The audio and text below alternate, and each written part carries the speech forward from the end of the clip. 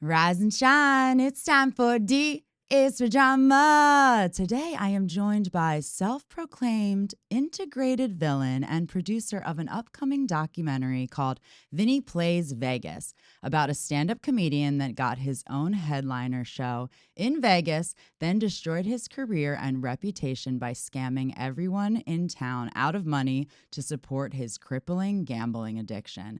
Please welcome Christopher Robin Gallego. Hey, Shannon, how are you? Good. How are you? Good. Nice to see you. And so good to see you. It's been a long time. Been a long time. Yes, thank you for having me. Before we get started, I have a gift, sweetheart. Oh. Yes, a gift for you. A gift for me? Yes. Why, thank you, gorgeous. Wow. Shall I open it? Please. All right. Start with the small one. This is something I thought might help you around the house, or if the drama gets too real. Okay. Let's see. This is something that symbolizes staying sharp. Oh my God, that's so cute. It's a Shannon D, and it's a letter opener. It is, yes. Or right. A weapon. It could be. Depending. All right, let's see here. Oh, yes. Oh my God, I love this. It's a Zippo lighter that says, "Let no one dim your light." That saying is from a clip I saw of yours when you first started promoting your show. Yes. And, you know, that came for me during a time when I was being very introspective. So it really resonated with me, and that sort of really? Yeah. One of the episodes? Yeah, it made me want to reach out and reconnect, and here we are. That is so sweet. Thank you. Thank you, Chris. Yeah. Oh, I love it. Well, thank you. And thank you to your lovely, beautiful assistant. Thank you, darling. Well, today we are going to be talking about not only is June Pride Month, but it is also Men's Mental Health Month as well. Yes, it is. Which Chris so astutely pointed out to me. I didn't realize that. But first, let's talk about this documentary. Okay. So interesting. I'll link the trailer because Cool. Thank you. I don't know, this man, this Vinnie, he's quite the character. Talk about villains. The villain of Vegas, one might say. We call him the con man of comedy. Yes, I love that. What a character he really is, or what it represents. You know, how someone can be so talented, so funny. My favorite line from the movie is from the director, actually, who's my business partner, and he says, "Have you ever met a con man that wasn't charming?" Literally. I mean, that's the way they do it, right? Yeah. I mean, the con in con man stands for confidence. Oh. Yeah. Confidence man. Confidence man, right? Someone who's got such confidence to go into any situation and just completely BS their way into it. Charming someone out of money, out of their clothes. Oh, their clothes. Yeah, that's Who knows? true. I mean, you know, pick your poison. Yeah. What's your angle, right? Wow. So how'd you get involved with this project? Oh, okay. Who met Vinnie? So after college, which you and I... we went to college together. Go Devils. Another college friend. Yeah. Nothing wrong with that. We've got a strong network out here. Yes. I found myself working in post-production at actually a pretty cool place. Very small but mighty post-production house. So I got to work on a lot of cable and network shows in post. One of the writers on the show, him and I got along right away. And this eventually is the person like I still work with today. He's my business partner. And he's the director of this documentary. Brian Burkhart. Brian Burkhart, that's right. Yeah. And so he had made friends with Vinnie while he lived in Las Vegas prior to moving to so LA. He was friends with him. Friend, victim, frenemy. He was a victim. I think frenemy is the word he uses. Yeah. He's not in the documentary he's not being interviewed, is he? Oh, actually he is. But for a long period of time, he wanted nothing to do with it. And so, as Brian would say, you know, we were trying to make a monster movie where we couldn't show the monster. Yeah. Yeah. So those were some of the challenges. But it seems like you had material from him, doing stand-up, and some of them seemed like they were clips from maybe a while ago, right? Yes. So Brian had been working with Vinnie since like 2007. You know, Brian is quite a character. Oh, he's definitely old school. Okay. He's definitely mob adjacent. Oh. Yeah. And you know, he's done time, so he's quite a character himself. So he's also integrated. People evolve, they change. Yeah. Sometimes we do dumb things when we're young. Is he in the documentary too? Oh yeah. In fact, that was one of the things that after he asked me to come aboard and help him with that, we needed to figure out whose story was it to tell and what parts of that story stay and what parts of that story go. So at first, it was mostly focused on Vinnie, his victims, the story of the bankruptcy and the fall from grace from his, you know, headliner show at the Flamingo. And it was also a wider story about con men and gambling addicts and the hustles for money. We've got some things that didn't make the script or didn't make the cut. Oh, really? That are just, you would be, I mean, they're amazing stories of. Can you tell one? Gosh, the guy's nickname is Johnny Miami. All right. Love it already. Just to set the tone. Yeah. They find a mark, and the hustle is, hey, we've got to replace all the light bulbs on the sign outside one of the casinos because you know the older casinos in downtown. Yes. It's all like incandescent light bulbs, right? Of course. They've got a guy with some light bulbs that fell off the back of a truck that we can resell to the hotel and double our money. We just need money to get him from the guy. Okay. That's the story. So wait, the light bulbs fell out the back of the truck, like air quotes. Right. Basically, there's no contract. There's no light bulbs. Oh, so then they were trying to get money from them to get new light bulbs. Yeah, say, but hey, they listen, already had them. We could double up if we get the light bulbs from this guy we know who's got a whole warehouse full. We just need the cash to pay for it. And then once we sell them to the hotel, you'll make your money back. I'm taking notes over here. One of the best parts is, as the story progresses and they lure him in, they're supposed to meet up. He ends up taking his car into a car wash and rolling the windows down and says, I'm in Hawaii. There's a terrible storm. I'm not going to be able to make it. That's iconic. Yeah, oh my God, that's so smart. I would have never thought to do that. Wait, so that was the guy that was trying to avoid paying? I think it was he was supposed to meet the guy to pay him back some money. Okay. And had to make an excuse of why he couldn't make it. Oh my God, that's such a scene in a movie. Right? Well, I loved this one quote from Vinnie. I was great at gambling. I just kept running out of chips. The second best line from the movie. In fact, I think that's Brian's favorite line. It's so That's good. Right. I mean, that one line gives you insight into his everything. Vinny's like comedic ability and the dark side of gambling addiction. Oh yeah. Yeah, you know. Yeah, I mean, I guess he ruined his entire career because of it, basically. Yeah. Brian puts it like this too in the movie, you know. With drugs, with alcohol, there's a limit. Right? Your body can only take so much before you pass out or pass away. Good point, yeah. With gambling, it's just a matter of, you know, when can you get your hands on that next amount of money before you're heading back to the poker room or the slots or the Keno machines or what have you, you know? And that's where the con comes in, because if you can con someone out of money. Yeah, you'll do anything. Yeah. Vinny, you know, conned more than $1 million out of people in Las Vegas. And I can tell you, there's been people who've come forward since we started promoting this, sending me messages on Instagram, be like, you know, that guy conned me out of $8,000. No way. Oh yeah, that much? Oh, that's oh my God, the nothing. number's probably crazy then. That's nothing. Wow. That's nothing. Now, do you think he would have been a con man if he wasn't a gambling addict? Was he already prone to that? That's an interesting question. Because something that also gets proposed, you know, rhetorically in the movie is, was he addicted to gambling or was he addicted to borrowing money? You know, because that whole act in and of itself is a rush. Yeah. Like conning people, I guess. Yeah. Like being able to get away with things, being sneaky. Right. I wonder, did you get into like who he was as a person prior to all this? I wonder if like, I don't know, childhood friends had experiences with him where he was doing things like that. You know, we didn't get any stories like that, but we definitely tell a complete story about Vinny. Yeah. Starting from his childhood. You know, he's from Boston. And he's from that era of Boston that just produced some of the most amazing comics we still know today. Like, I'm just going to name drop two. Louis C.K. and Joe Rogan. They're all from that same school of comics that came out of Boston that grew up in that 70s, Problematic 80s. Perhaps, but problematic perhaps. Maybe that's the theme too. Yeah. I mean, sure, if you want to use that as some sort of insight on the social commentary of the time. Yeah. Fair game. So you were telling me that this almost didn't get made. Oh, yeah.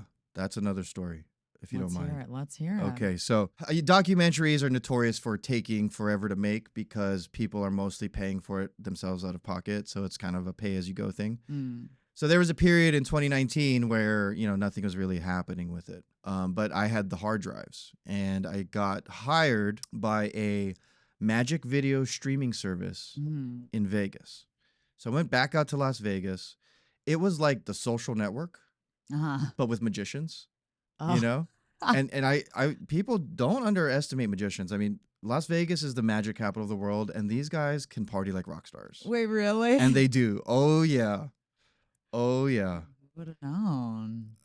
Right. Most people, they have certain sort of image about. Yeah. And like a lot of magicians aren't helping with that, let's be honest. But in Vegas, these are where the pros are. Okay. Okay. And I mean, you've got all different varieties of magicians, but certainly in a town like that, we had some wild times. Yes. Magicians create illusions, and the CEO created such an illusion around this company.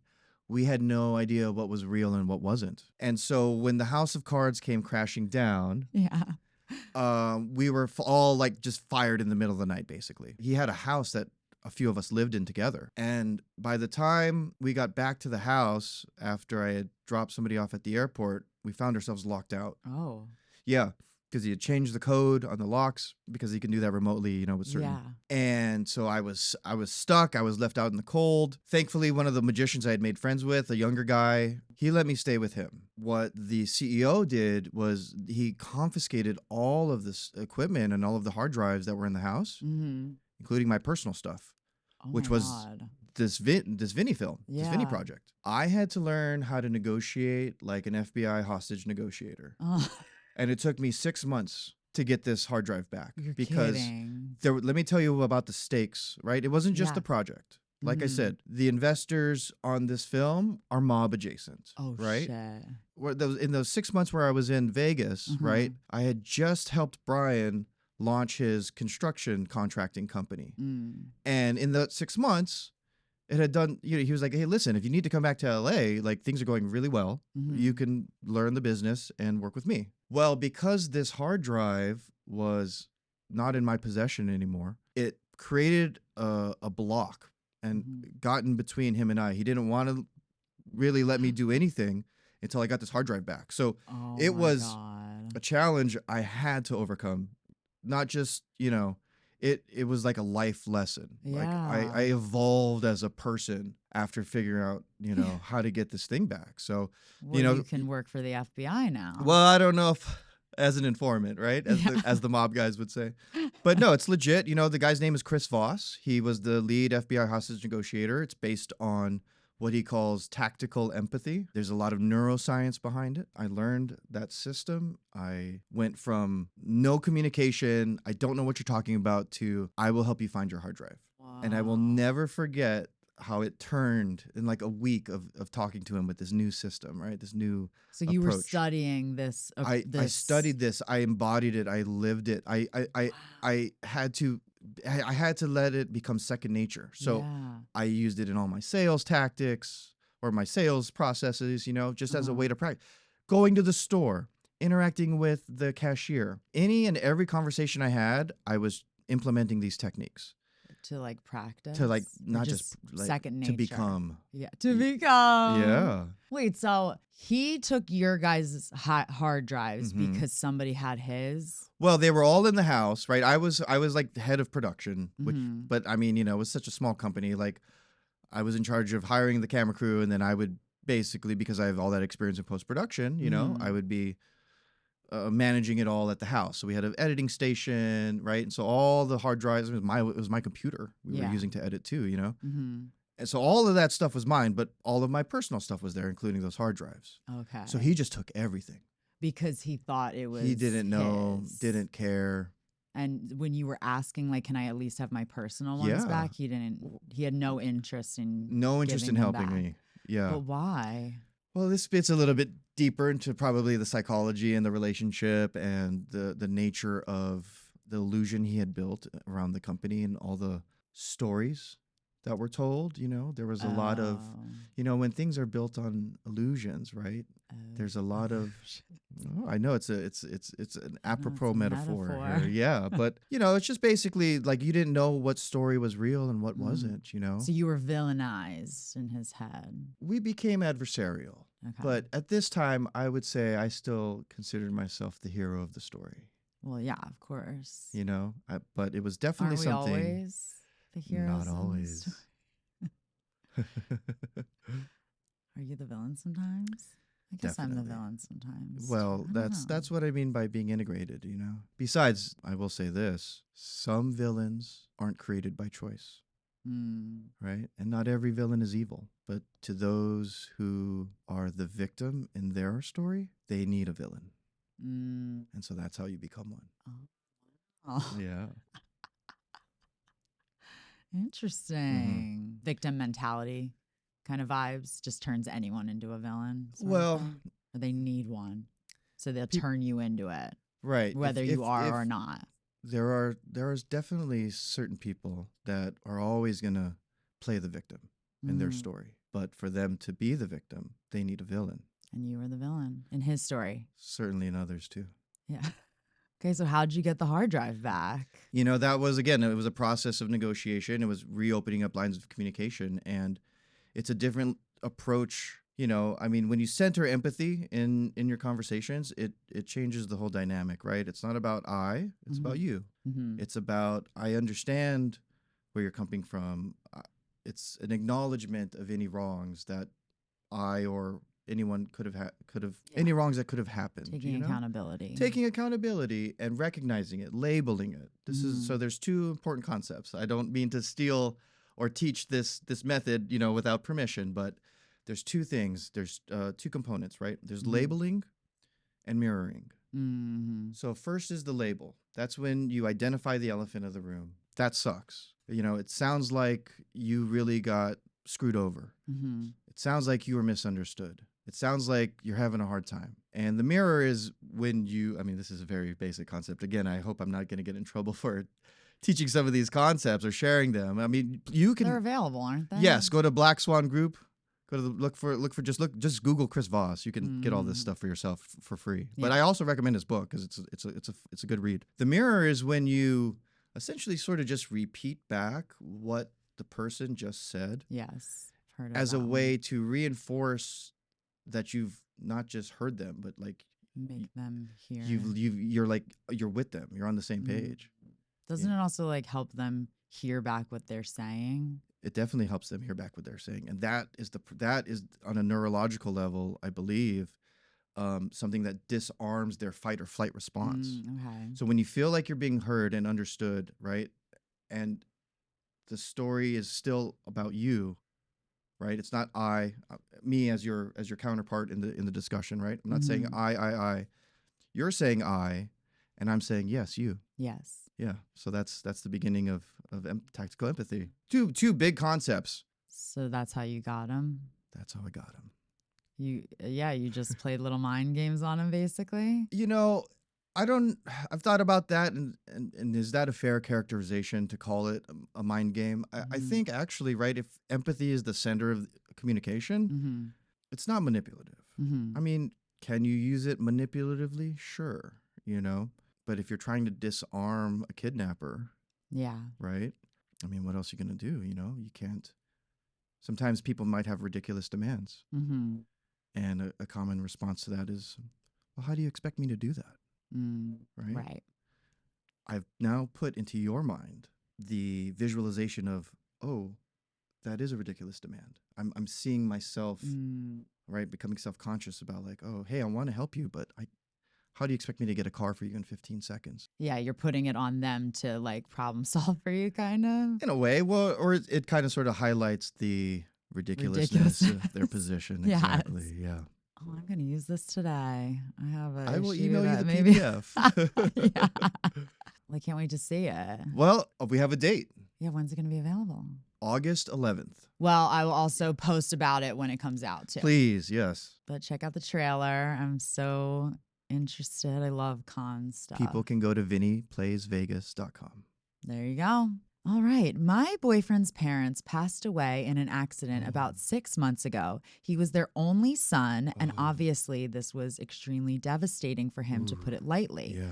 My family and I supported him heavily, and he took an extended leave of absence from work, which he's still on. We are both 22 and have been together for 3 years. He was obviously extremely depressed and crying all day for months. I tried my best to always be there for him, and I moved in with him for a few months to help him out. I also got him set up with a therapist, and he's been seeing her frequently. The thing is, progress is very slow. Yeah. We haven't been on a date since the accident, and our sex life is almost non-existent because he can't stay hard. He still works out and we go on runs together, but other than that, he's curled up in bed watching Netflix and crying and eating. I'm trying to help so much. I look after him like he's my son now, and it's super emotionally and physically draining.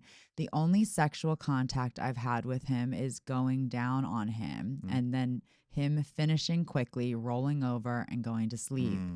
I get that he's extremely depressed still about his parents' death, and I try and cheer him up daily and check in on him and make sure that he's seeing his therapist and go over to his place almost daily, but I just feel like a caregiver now and not his girlfriend. Yeah. With all this in mind and weeks of thinking about it, I ended it last night. I went over to his place and said I couldn't be with him like this. I need to feel loved and taken care of, which hasn't happened at all in the past 6 months. I feel burnt out. I've never seen a 22-year-old man cry this much. But he started crying so much, he puked and begged me to stay.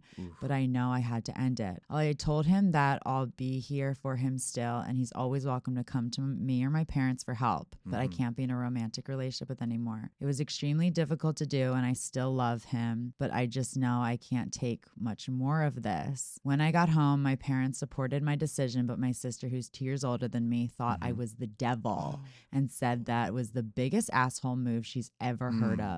I mean, I know it was cold, but I couldn't do it anymore. There's a lot going on there. I know. And when there's a death, I think it is hard to comprehend just how deep someone might be grieving. Yes. And how much that could affect them. You know, I also really empathize with this story too, because I'm an only child. Oh, so yeah. if I lost both my parents at the same time, Brutal. Oh, man. I mean, that's your whole immediate family. Yeah, it's almost your only family. You know, thankfully I have a lot of cousins and uncles and aunts and stuff. But still, like, that's just different, you know? It is like, different. as much as you love your extended family, unless you lived in the same house with them at some point, it's just not the same. Even if you're not an only child, but you're close with your parents. Yeah. Oh, yeah. That's got to be devastating. Oh, for sure. But at 22, you're nowhere near close to being able to, as a man, work through the emotions. I mean, you're probably actually at that age wildly emotional. You know, I mean, think of like college age dudes, right? I mean, that might even go all the way up to 30, depending on you know, how much someone might have their stuff together. It's definitely difficult for young people to be going through this, a young relationship. I mean, they've been together 3 years, but that is a long time.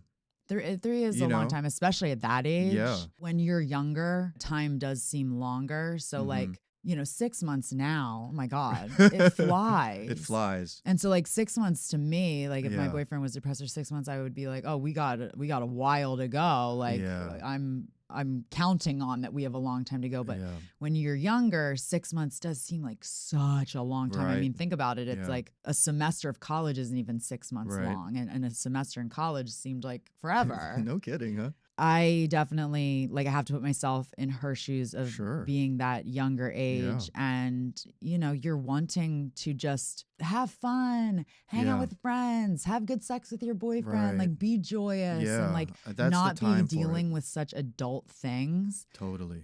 And I look at my parents. See, my dad had a stroke when he was 55, which was fairly young to have a stroke. And this was maybe 15 years ago at this point. Even just having the model of our parents' generation, if your parents are still together, you know, and that's sort of like the rarity these days, right? That's less and less we see that. And you know, the example of what someone's willing to ride out together, Yes. in a relationship. He couldn't work after that. He wasn't disfigured, but he was on disability after that. Yeah. And so my mom had to take up that mantle of the 40-hour a week full-time thing. Oh my God. And I saw what that did to her. Yeah. And that's actually a strength, like, or it's a strong woman, right? But at that age, yeah, right, or even at our age, right, like, how committed are we to somebody? Exactly. Right? And it certainly, it seems like we have so many options, right, for a number of reasons. I know. I think that's why it does go back to like in sickness and in health kind of vibes. And it's like, you are only 22. You definitely didn't sign up for this. I mean, it's so unfortunate, but like a comment did say, would you have left him if you were married to him? Isn't that the point of a long-term relationship, to build a foundation of marriage? Yet after 6 months of him grieving the loss, really his entire immediate family, you decide to leave. I'm assuming you'll leave your future husband too when his parents die. I think that's harsh to say, like, to a 22-year-old. That does sound a little harsh, but there's also the other position of, past behavior is the best predictor of future behavior. True. Unless you can learn from it. I think you can. I think people can evolve. I believe that personally because I've evolved and changed so much. I've had many different lives. At 22, I was a strip club DJ. Oh, you were? Oh, yeah. Iconic. So, and then, 25 is when I went back to school. And that's, I went from, party boy strip club DJ to graduating with honors from university, and so, and there was other times I've had to change and evolve, and this is my current form, So I think it's possible. Other people, it's like they say, there's a difference between a growth mindset and a fixed mindset. If you believe you can't change, you won't. Yep. If you believe you can't change, you won't, but if you believe you can, you will. But yes, it's just so harsh to do to somebody who's like clearly like he lost both his parents. Are you fucking kidding me? And also for you to be like, I've never seen a 22-year-old man cry this much before. Like, that's so harsh. That goes back to that fucking bullshit thing where men aren't allowed to have emotions. And that is a huge part of why society is so messed up, because we don't let men express themselves in a proper way. There's another sort of thing I guess I'd say I could understand from her perspective, and that comes into that, like, sort of that gender role of, like, I want to be taken care of. Yeah, she and mentions, like, she's not getting the gender rolled from him, and there's only so much of that she can take, and then how that kills intimacy and all that stuff. I could kind of understand where she's coming from on that. It's almost biological, to get those feelings after so much time. And also, just like wanting to have like a fulfilling sex life as well, and not wanting to feel like their mom. Like, that really is like an instant boner killer when you're starting to feel like the parent in the relationship. Right. And so I 100% get that. But if this is your person, right, I would think that you'd be able to hang on and try and get through this. I think that's just a tall tale sign that this isn't her guy. Yeah, or it's the emotional maturity of the thing, because again, I go back to that model of our parents and how they've been together for forever, right? How committed is she? How much of that can you commit to? How much for how long can you tolerate that? Yeah. Because when you are around somebody who is depressed or like just a negative person in general, there's no way it can't affect you. Right. And so she's probably starting to not feel good either. And it's so hard to want to be there for somebody, but also needing to, what is it? You got to put on your your mask before, your oxygen mask before you can help someone else. And it sounds like she's just absolutely burnt out. I think that was healthy for her to confront him directly. I mean, she had the decency to do it in person. You would definitely be the asshole if you didn't do that. There was a comment here that said, did you try and speak to him about it before breaking up with him? Oh, and I think that's key. That's another good point. That's something also too I've kind of learned about and experienced, where, are we weaponizing our grievances? Are we making lists to then throw a bomb full of grievances at the end? Oh, yeah. Instead of let's address this along the way, and maybe they can get fixed. And maybe that would be a thing that could snap him out a little bit and be like, oh my gosh, like, Yeah. you're right. I have been neglecting our Right. relationship, and you are at this point the most important person in my Right. life. And I maybe that it Yeah. would be a nice little not wake up call, because I think he has every right to be grieving for as long as Absolutely. he needs to, especially within 6 months. It'd be one thing if it was like 6 years, but it's Yeah. been 6 months. 6 He's a months. 22-year-old Right. kid. And you lost both your parents. Both your parents at the same time. Right. Like you were saying, I think that you need to air your grievances along the way Yeah. instead of just being like, actually, X, Y, and Z, and I'm out of here. Yeah.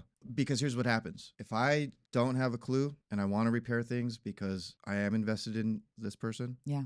I'm living a delusion thinking everything's fine. Yep. And the other person isn't. And, you know, if things don't get communicated, how can they be repaired? Mm-hmm.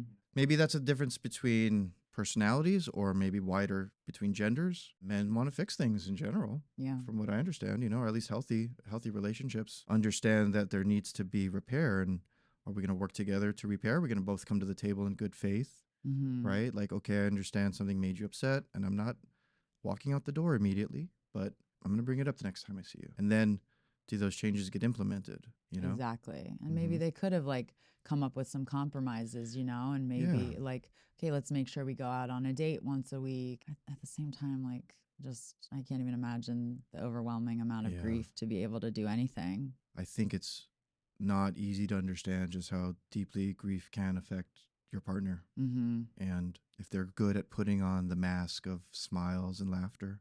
Yeah. And they're not communicating, you know, their deeper concerns, it can feel like a tidal wave later when it all comes out, because eventually it will. Yeah. Mm-hmm. Well, that's a good point too, is that it seems like he is grieving. Like, it seems like he's taking those steps, and like crying every day. That's healthy. I mean, I don't know about every day, but crying, letting it out instead of suppressing it. And then all of a sudden one day, maybe 6 years later, it comes out in like super unhealthy ways. He's going to therapy once a week. That's good. And yeah, to just leave somebody who like truly doesn't have any immediate family anymore. And now like your partner, partner in life becomes your immediate family. So you kind of are his immediate family at this point. Again, I know you guys are young, but I mean, just brutal. But at the same time, you can't just, you also have to look out for yourself too. It's not an easy solution to an easy situation. There's almost no right answer to a very difficult situation. Yeah. Hopefully, you know, there's at least a door open for communication and friendship. And hopefully she does good on that. You know, you can come over to my house. You can hit up my parents. Well, yeah, whose side are we on? Ooh, I don't know if I want to pick a side. Do I have to? No, we can say no assholes here. Oh, I see. She's slightly the asshole, just because I think if she didn't bring this up occasionally, then I think that, you're kind of the... I guess so, but like I said earlier, you know, not all villains are evil. Yes. and some aren't created by choice, you know? It's kind of a double bind. There you go. All right, let's get into our other story here. My friend Leah, 42F, has 3 kids with her husband Greg, 43M. The 2 older ones are very pleasant to be around and overall what you would call good kids. Mm-hmm. Then there is Max, 5M. He terrorizes his sister and brother, needs attention 24/7, and Leah encourages it. She calls him her favorite last baby boy. Whatever he does to anyone, she brushes it off with, I just can't be mad at my favorite last baby boy. She says things like that in front of the older ones, and you would have to be blind not to see how much it hurts them. He also has aggression and violence towards the other kids, especially his siblings who are not allowed to defend themselves. Last Christmas, he smashed a glass Christmas ornament into his sister's face because she wouldn't give her presents up to him. Whoa.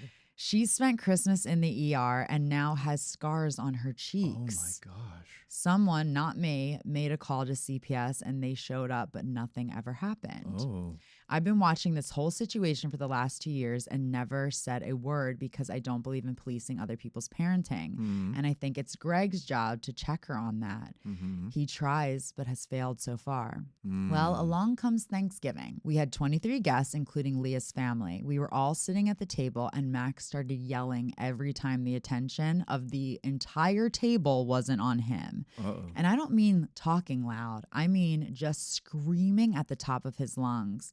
He wanted everyone to watch him dance and then listen to a story of him beating the shit out of a kid at soccer practice and then playing with and throwing around food, and then cried when people ignored his demand that everyone should say that they are thankful for him being cute like his mommy does when we said what we were thankful for this year. Wow. I first looked at Leah and Greg to make sure they understood I wasn't cool with that. Greg tried to shut him down, but Leah encouraged him and told him how funny and cute he was. Other people tried to gently shut him down and have conversations until my husband got more specific and told Max he could either let the people eat and talk in peace or go and eat with the other kids at the kids' table, which he was supposed to be there anyway in the first place. Right. Leah looked super pissed and went with him to the kids' table. I was relieved and thought that was the end of it. She left fairly early with him, but the rest of the family stayed and everyone seemed happy. This morning, I got a call from Leah and she told me we were horrible hosts and this would be the last time they would come for Thanksgiving. Just to clarify, she actually is a successful, smart, and fun person that I love, but that kind of broke the camel's back for me. I put my nurse voice on and calmly told her that I can't be a good host to just Max, and she has to understand that her encouraging his behaviors is not helping him, but raising him to be either a person that nobody likes or even worse, a narcissist. Ooh. She hung up and I haven't tried calling her back. My husband says I did the right thing and just said what everyone in the friend group has been thinking for years, but I feel bad for being so direct. Well, first of all, I don't have kids. Yes. So this one's, we're going to have our limits on what I think is a justified Yes. response from someone that's not a parent yet. I mean, there's on the surface for sure, there's something going on with the wife there for her to purposefully be idolizing this kid and to the detriment of like the siblings. Yeah. And even to that friend group. It's weird. What? There's something deeper going on. Yeah. For sure. Well, some people were saying that like she might be a narcissist herself. Oh. One comment said, "This could be my family 40 years ago. I'm the oldest of 4. My mom greatly favored my youngest brother. Her, quote, beautiful boy. The 2 middle kids are boys too, and not particularly ugly either. He did whatever he wanted and got away with everything. I really can't say whether he's narcissistic as an adult. I know almost nothing about his day-to-day. I moved thousands of miles away for reasons, but without a doubt, my mother is a covert narc.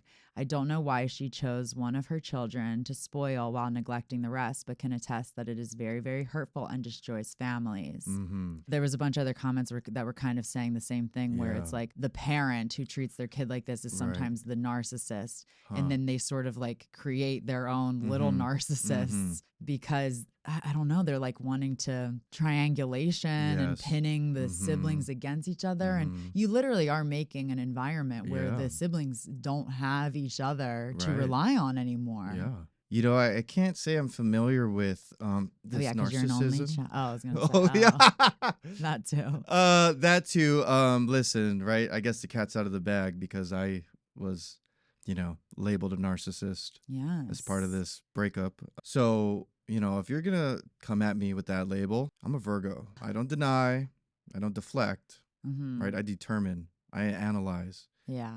And so I've gone down the rabbit hole on this whole narcissism thing. However, I have not done it from the perspective of a parent-child family dynamic. So I don't know if I'm going to be able to say anything intelligent or insightful in that regard. It's about reading the patterns. And triangulation is a pattern. Yes. It's definitely a manipulative behavior that gets associated with narcissism, right? The 3 points of that triangle are usually the victim, the villain, and the savior. In the family dynamic, I guess how does that present itself? Does the mom become the savior and the child the victim, and the siblings are the villains because they're the ones who are complaining about the bad behavior? You mean from the mom's perspective? Right, from the mom's perspective, gets to be the savior because her favorite child is the victim, which villainizes the rest of the group, right? Yeah. I mean, that's one way to read it. Yeah, that's interesting. Yeah. But then from other people's perspectives, it would be like the siblings are the victim, the mom's the villain. And I guess. Well, and then would the baby boy be the I guess the siblings see themselves as the victims. Yeah. The villain would be the mom. And the savior, I don't know if there's a savior there. Yeah.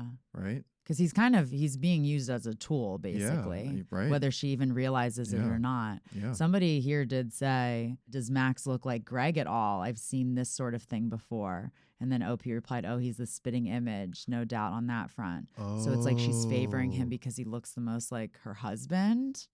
Which I've never heard of that before. So I think this is where, like I said, there's something deeper. Yeah.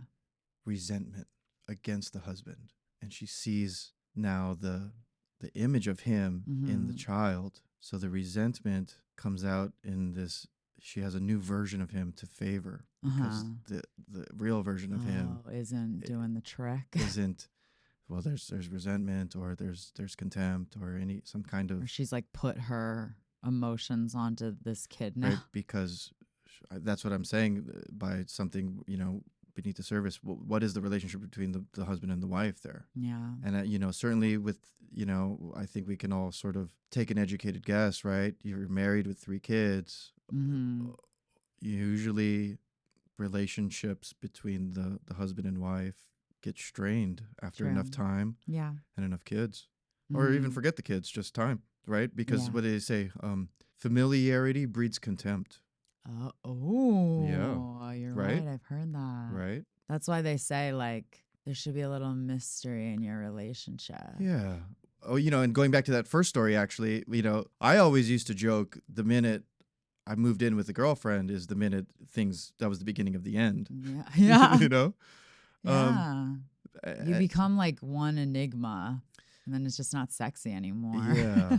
Yeah. And there's also some neuroscience that backs this up, right? We're all familiar with the term the honeymoon phase. Of course. Right. So the 7-year itch too. Yeah. So there's actual like biochemistry of, certain chemicals stop being produced after a certain point. The honeymoon phase, I believe the technical term for that is limerence. Oh, yeah. And I want to say it's like oxytocin and dopamine, right?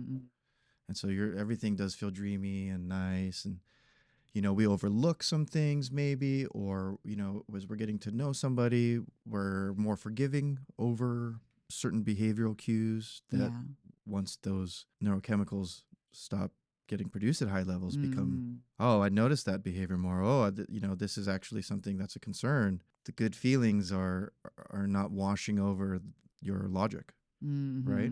And so that becomes, again, it's like, all right, we acknowledge we're past the honeymoon phase, right? That's when it's more of a deeper conversation. Yes. About, okay, I understand, that feelings were off, but are we committed to building something together, building a life together, right? Are we gonna work towards something together, or are we gonna work against? And that's when relationships either get serious or end. Yeah. It seems like, right? True. Especially if your DMs are full or whatever, Yeah. But this one, it just seems like this couple is just not on the same page at all. Like, especially about parenting. And it seems like she's bulldozing him. That's exactly on the parenting front. And he's trying, I guess, but it doesn't seem like he's doing much about it. And so maybe he needs some people to like support him. Yeah. Because he is the one that probably has the most effect in it, because it's his son too. Right. And it's how his son is being raised as well. He probably has to deal with this monster every day, treating his other kids poorly. Right. And so I do feel like maybe there were some comments here too saying like maybe you need to reach out to Greg. Yeah. And kind of maybe it might be time for an intervention. Probably not for Leah. I don't think she will listen, but for Greg. Leah's harming all 3 children, and he's the only one in the position to stop her. OP did say, I feel like that would be overstepping. He knows way better than me, or an outsider for that matter, what's going on. Yeah, but it's not working.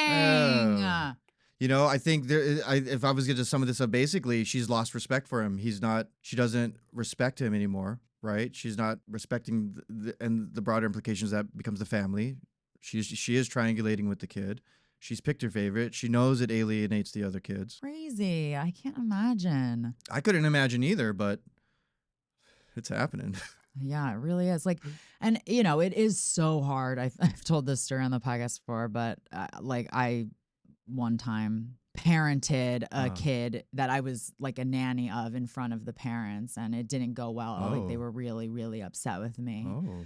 And I didn't do it in the best way either. Like I wasn't, it wasn't a good situation, and they were really upset. So yeah, I am always like, I'm not going to parent a kid. And I was very close with the kids in the family too, but I haven't really had much other experiences, but with other kids and parents.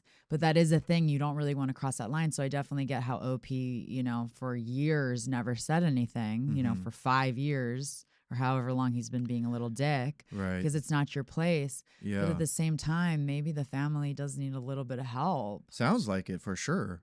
And I don't know what that looks like. It seems like what's going to happen is there's divorce is coming. You think? Oh yeah. There's no repair there. There's no. She's picked her favorite. She's triangulated. She knows what she's doing at this point. It's so weird. It's so weird. I mean, and you're truly creating like a monster, not only as a kid, but as an adult. Right. Because how do you think he's ever going to go into the world? I mean, he's going to be a little fucking shithead because he just will think that everybody is supposed to cater to him. Right. He wanted everyone watching him, listening to him, whatever, scream, dance, whatever, and then needed to say that they were thankful for how cute he was when you're going around on Thanksgiving and saying what you're thankful for. Oh, that's definitely a grandiose ego, and that's sure a sign of narcissism. I mean, how are you ever gonna be able to go into the world and not get your way? You're fucked. Right. Yeah. You don't get your way a ton as an adult. Definitely not. The more you force that is the more narcissistic you'll come off. Yeah, boundaries need to be set, right? There needs to be some kind of discipline, and it's just not happening. And if it doesn't happen soon, I know. Like at 5, it's like maybe you could still course correct. Yeah. But any older. Right. Oof. I mean, what would you do if this was your friend, though? Oh, yeah, that's also very difficult because there is only so much you really can do. I mean, certainly direct communication at some point, which is now, right? I think she should at least reach out to the husband, even just as a friend, as a sign of support. Say, hey, what's going on? I guarantee he's going to have some things to say that haven't been revealed yet, right? Like he knows what's going on. He knows, he's seen it. Maybe it's been a slow, bubbling slip into this, narcissistic style behavior pattern with the wife, where it was controlled, it was at bay, first 2 kids, no big deal, but now she's had enough. You know what I mean? So again, it's obvious there's a lot going on behind the scenes that we're not aware of. I know. But yeah. So is there an asshole we're trying to? She's definitely the asshole, right? She's for sure. But do we think OP is for saying what she said, like to her friend? No. Yeah. No. Listen. I think it was kind of appropriate. I would. Well, it's and maybe this is a male versus female thing again, right? I want my friends to hold me accountable. I don't care if they use the roughest language. I would say, in fact, the healthy friendship is a friendship that can be honest and checks each other, and I think it's different with women. Yeah, I think so. But I mean, I do think men can be a little bit more honest with each other and have it blow over quicker. Yes, that's what it seems like. Right. That's a beautiful way to put it. Yeah. But with us, we have our own dynamics at play. I don't know that I would necessarily drop the narcissist because that is a triggering word. It is. And it can definitely put you on the defense really quickly. Also very overused and misunderstood. True, exactly. It's become a shorthand. Exactly. It would have maybe been better for her to maybe said it in a little bit of a more political way. Yeah. But she mentioned she's a nurse, right? Yeah, she did say I put my nurse voice on. So but that doesn't she might have a little bit more access to the validity of that label. True. You know? But I do think that maybe it would have been just better to end it at raising him to be a person that nobody likes. Sure, yeah. Maybe she'd hear that more. Or maybe just being like, I think your favoritism of him is creating him to not understand social etiquette. Right. Because he's treating his siblings terribly. I mean, literally violently, because he's not getting his way. Man, and sister's scarred for life. That's going to be damaging for the sister. Literally scarred on her fucking cheeks. That's sad. And the way he was behaving at the dinner of 23 people. Yeah. How can you not see that this is a problem? Right. You're doing your child a huge disservice. But it is hard. Sounds like OP doesn't have kids, because I think she would have maybe mentioned that. Yeah, I don't recall hearing anything like that. But I mean, also going back to this narcissism label, right? Like, it does have that convenient shorthand of like, oh, it's this certain group of behaviors that does let us sort of get what the person's saying real quickly without having to use too many other words or say it so many other different ways. True. You know? But it is a triggering word, and then all of a sudden you're the victim. How dare you call my parenting and my son a narcissist? Yeah, maybe there's also some denial in there, right? Because don't they say like parents will they'll almost go to bat or I mean, so she might be she already thinks he can't do no wrong. Yeah. So she doesn't want to. She's in denial about that perhaps, and she doesn't want to hear it from other people because then the mirror of truth is being reflected at her, and people in denial. They don't like that. Yes. Very true. Very true. So I think we're going to go that she's not the asshole. No, not on this one. No. I think you had to say something. Yeah, she had to say something. Could she have said it better or differently? Of course. But she was probably at a breaking point. She felt disrespected. Absolutely. They ruined fucking Thanksgiving. Dude. She could see how much happier the family was after those two idiots left. Yeah. The tension is immediately alleviated. Yeah. Right. So I would say, and maybe talk to Greg about it, honestly. I mean, if you're close with them, I think I would be comfortable reaching out to my friend's husband and just being like, hey, I'm seeing the situation you guys are living in. Yeah. If you need any kind of support or you want to talk, or maybe we can, I have concerns, basically. Right. And men appreciate that because we don't really get that too often. I think he would appreciate someone acknowledging this behavior and the detriment of it and checking in with him. Yes. Yeah. Well, happy Men's Mental Health Month. Check in on the men in your life. Do it. They need it. It's Give them much a hug. appreciated. Let them know that you're there for them. Yeah. Just ask. Hey, how you doing? Everything cool? Doing? Yeah. Give them a random phone call. That's right. Text message. Doesn't take much. Exactly. Simple acts go a long way with men. That's right. We need to get them more healthy to make the world a better place. Please. Please, we need it.